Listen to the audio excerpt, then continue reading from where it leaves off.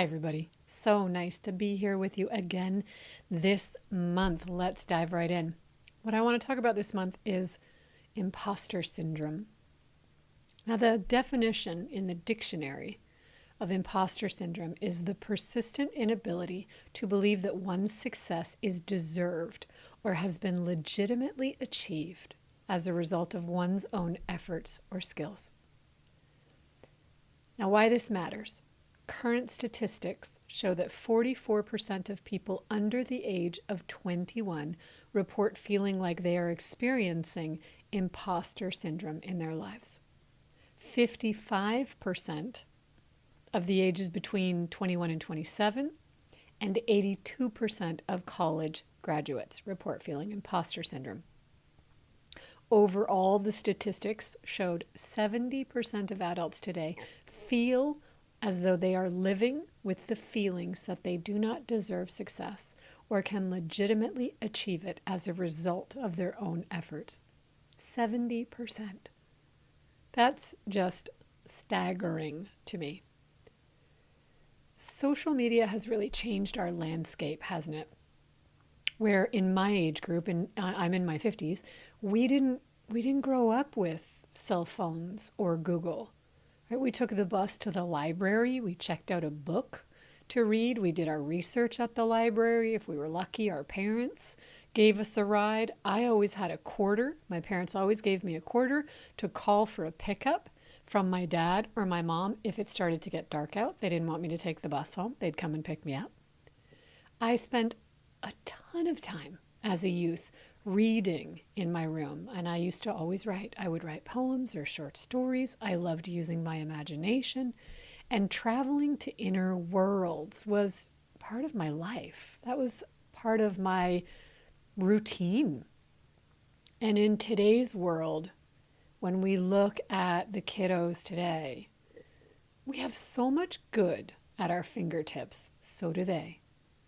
But we have to be able to have developed really strong emotional resiliency to be able to handle all the rest that comes with social media, like bots and trolls and people triggered by your posts who just want to tear you down because of how you make them feel about themselves. And you're not actually posting about that.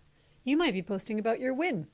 You might be really happy, and with imposter syndrome, you don't feel like you deserve it, so something happens and you try to celebrate it, and somebody comes along and wants to tear that down because how they feel about your success has nothing to do with you or your success. It's about how they feel about them. That's such a key piece for people of all ages to really understand now, but predominantly for anyone feeling like they don't matter or they can't make a difference in the world or what they want isn't attainable. It's not reachable for them, because that's simply not true. But if you believe it is, you're going to make sure that that's the experience that you have. So we need to understand that when someone posts something negative or wants to reroute it or wants to tear us down for it or says things like, well, that must be nice, it's easy for you, it's not really about you. It has nothing to do with you at all. The way people behave is about how they're feeling about themselves. And the more that you are happy in today's world, the more that you are atypical to society and what society says should be happening. So if you are making money, if you're feeling happy, if your relationship is very loving, if you feel good in your life, you feel lucky in your life, you wake up every day like, I'm not sad that it's Monday, I'm happy that it's Monday, I love my clients, I love going to work, that can be very triggering for other people. And we're not responsible for that. We are responsible for how we feel. But if they vocalize that, we can start to respond to that. We can start to hide. We can start to become smaller, dim our light, or we can engage trying to turn things around for them, and that's not our responsibility either. So when we start to set higher standards for ourselves and hold to them, no matter who's around us or how they behave, you're going to notice that one, your life gets a lot better. And two, you may trigger people around you because it causes them to have feelings about themselves, their lives. And it's hard, but it's not about you. When we have feelings, it's our responsibility to investigate them. But somewhere we were taught, somewhere we were conditioned to believe that we were entitled to demand that other people change in order for us to feel better. I find this really interesting as a clinical hypnotherapist because I watch for patterns, I study patterns, how we are training our subconscious minds. And social media is really training us to constantly come back for that dopamine hit, right? And with that, are you noticing now that we are hit with ads? The ads have quadrupled. In 2024, the social media advertising market is expected to reach $219 billion with a B, billion dollars. Social media was initially launched as a connection tool, right? That was Facebook. That was, we can connect with each other eventually around the world. It was local and then it went global.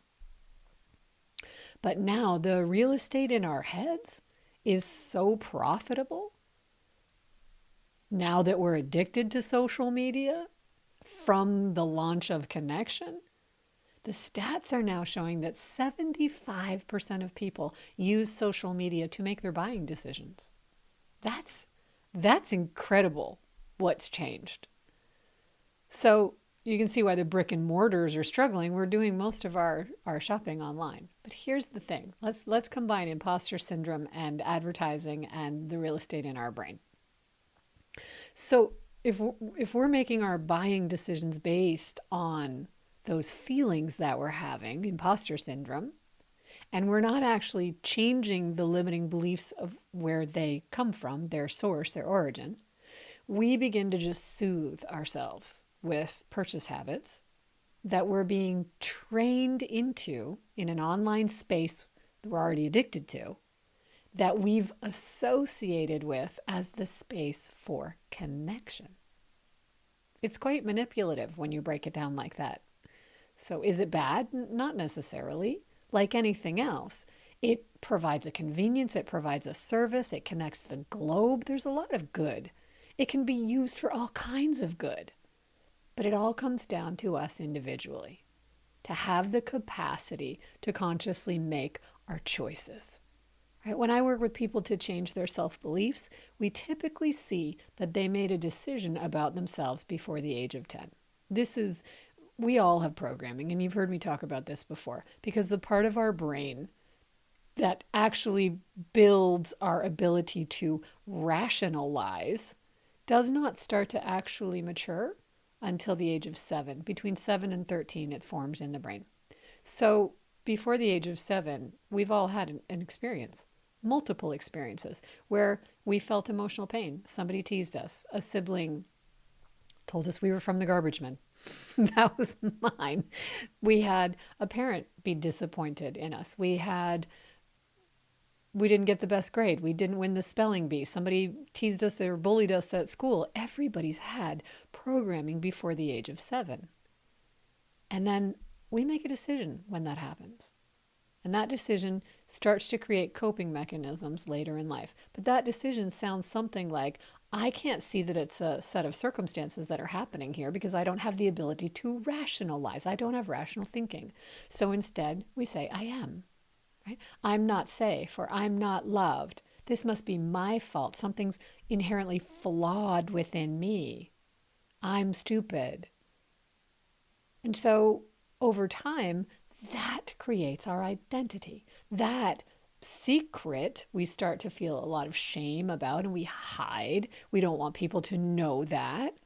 So we start to perform. We become performative on social media. And this is what the younger generation is learning. They're learning that they have to be on all the time, performing all the time. They don't get to just take the bus to the library and sit and read a book. They don't spend hours off of social media because they've been raised with it. If we have all been addicted to it, imagine growing up with it. It's just part of your everyday life. It is part of your culture. You have nothing else to compare it to. So now this becomes our identity, this false belief. Now, this happened before we're 7, and our brains want to protect us. So we're now avoiding ever experiencing that again. So we're developing coping mechanisms. And then we're experiencing life constantly with our nervous system responding, watching for where that threat might be, and always believing it. So we're projecting out into the world, and we're going to attract back experiences. They're going to validate that. So now this becomes cemented truth for us. This is just factual truth because we've had circumstance after circumstance after circumstance justify and compound that belief over our life. So we then start having these feelings of, well, this is true, so I can't possibly have what I want. I can't possibly be successful on my own. I can't have what I want in the world. The world's not going to support me. Maybe other people can do it. Maybe it works for them, but it's just not going to work for me, right? We're just going to keep compounding that old belief, which creates the identity. And yet, what is imposter syndrome? We don't believe that we can, but I believe inherently the reason it feels so badly is because there is an inherent conflict within you, because there is a part of you, that innate intelligence that flows through you, that's never going to be on board with that belief. Never. Now, this is the intelligence that when you go to sleep at night, you don't have to say, okay, Meg, make sure your lungs keep expanding and contracting all night. Make sure you keep breathing. Make sure your heart keeps beating 60 beats a minute. We're not monitoring. So what's running that? What intelligence is running all of these systems?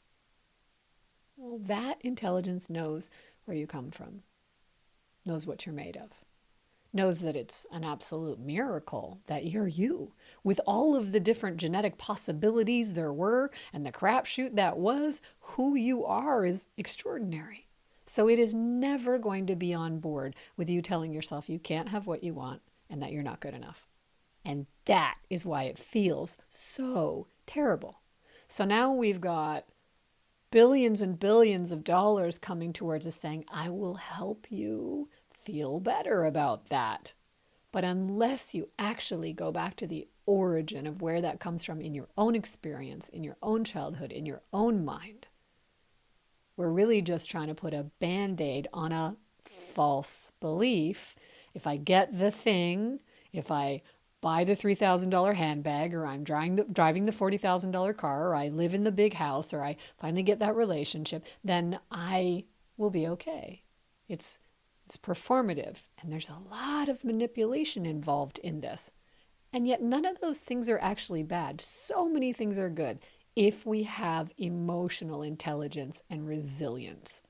So it's interesting because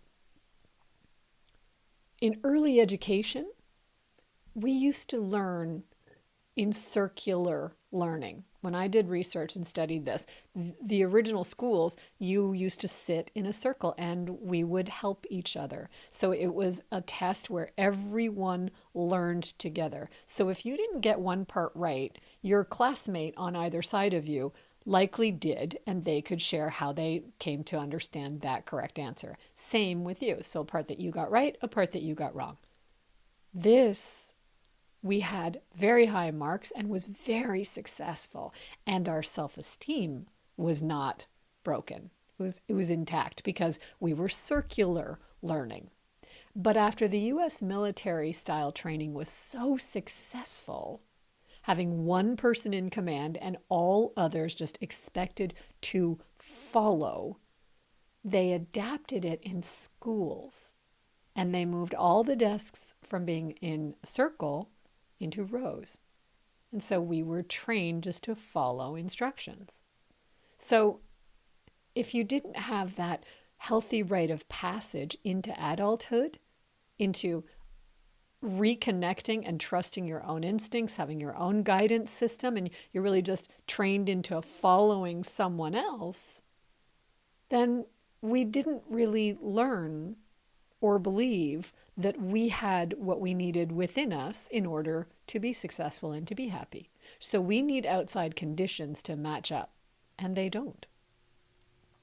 Starting to see where this makes sense? So without that rite of passage, where you learned how to become emotionally mature and intelligent, you've now instead got 7-year-old you feeling not good enough, not safe, on social media, following the instructions of the ads to fix you. Right? That, you see the manipulation there? So it's all in service to money, and that's not a bad thing per se. It's incredible that we have so much available to us now, and more than ever, there are more millionaires now than ever before, more entrepreneurs more than ever before, more startup companies than ever before, more women-owned businesses than ever before, and they reach a platform of thousands and maybe millions of customers through Instagram and Facebook. But as a consumer, are you shopping with imposter syndrome? That's the real question. Because if we've not evolved into a place of deep self-love, of self-worth, and being here, living our lives to the fullest, these precious, precious lives that we have, we're not running our lives from that innate intelligence within us, from that real truth within us. Instead, we're running it from the 7-year-old that still believes we're not good enough, who's trying to fix it, but hiding it, ashamed of it, and trying to fix it through performative arts and shopping and soothing those feelings. And that leads to all kinds of experiences where we get that dopamine hit and then we get that crash. We get that dopamine hit and we get that crash. Now that's wonderful if you're providing a product or a service for people because you can ship all over the world. And there are a lot of companies doing a lot of really great work. But if you're the consumer and you're constantly consuming, you see the pattern over time. It doesn't fix it. It doesn't fix what you're trying to fix. And not only does it not fix what you're trying to fix, because you enjoy the thing for a little while and then you want the next thing. You want that next dopamine hit. Not only does it not fix the thing, it doesn't change the belief. So how do we start to turn this around? Right? First, we really have to investigate the beliefs that we carry. We have to question. The more that you have an answer that comes out like automatically, the more you need to question it and see, is that actually true? Like, undeniably, is that true? Because when you start to investigate it for the purpose of healing, you're going to see that you had a circumstance, you had multiple circumstances, and you made a decision from them about you. It was personal. You responded personally. The decision was about you. And that decision about yourself you made when you didn't even have all the resources and tools and emotional intelligence that you have now. So you have to question it. Is it still true 20, 30, 40, 50 years later? Because what you've been doing is hiding that belief. And with maybe shame. And you've been justifying it over and over and over again throughout your life, having experiences that prove you right, to prove your belief to be true. But that's how your brain works. All that means is that you just keep recreating the same identity over and over and over again, validating the lie that you think is truth that's created your identity. This mechanism is powerful. It's your subconscious mind. And you are that powerful. The subconscious mind is your ally. It just takes instructions that are impressed upon it. But you've been instructing it over and over again that you are not good enough, you are not safe, the world is a bad place, and things don't work out for you. So you feel imposter syndrome every day. But the reason why I think it's called imposter syndrome is because the innate intelligence within you will never agree with that. So that's not who you are. It is an imposter. It's not who you are. And if you could own that you've been working it and yielding it so well, even though it feels terrible, you can say, if I'm that powerful to create this perfectly, to prove that I'm right, can I make a different choice and prove that that's right? Right? Can I use the same mechanism? Can I teach my subconscious mind to find the evidence of a new truth for me, one that's congruent with who I really am becoming, who I want to be, who I was always intended to be, because that starts to feel like relief. That starts to feel like there's something more here than what I've been telling myself all along. And that's the investigative work, because over and over and over again, I see clients every day, all day. And as we blueprint and move through them, we always discover what those limiting beliefs were. And when we start to reframe them, everything else starts to dissolve, starts to reframe. And then we really anchor in what it is we want instead. And it's amazing how quickly we start to see the evidence of that. I can't tell you how many times a client will say to me, Meg, I can't believe it. We just talked about this last week, and this showed up, and this showed up, and I started looking, and something happened over here. Those were written. That's what I've been instructing my subconscious mind with. So the mechanism is so powerful, but it is your ally. If we could step back for a minute from that injured 7-year-old, from that belief that says it's so personal and I'm not good enough, we could put that down for a minute and back up from it like 6 or 8 feet, just back up a little bit and look at that. Wouldn't we want to just hug that younger person and say, you know what? It's just a circumstance that happened. Dad was mad that day. So-and-so was a bully that day. The teacher, we just didn't get it wrong. Nobody's perfect. If we could start to do that and question what we think is true, then you're going to see your beliefs are creating the appropriate reality for you. You just might not like it. And that's okay. That doesn't mean anything's flawed with you. It means you can change your mind, literally change your mind. And I thought that was a conversation worthy of having. If I can be of assistance to you in any way, just reach out through the website, megadamsonhypnotherapy.com. I would be happy to set up a consult and talk with you about your goals. Thank you. Enjoy the rest of your month. It's always such a pleasure, and it's always such an honor for me to be welcomed into your homes, into your hearts, into your lives. I appreciate that so, so very much. This world needs a lot more people connected to themselves, feeling good, inspiring themselves, living how they want to, and then going out and inspiring others. Thank you. Be well. Until next time. Bye for now.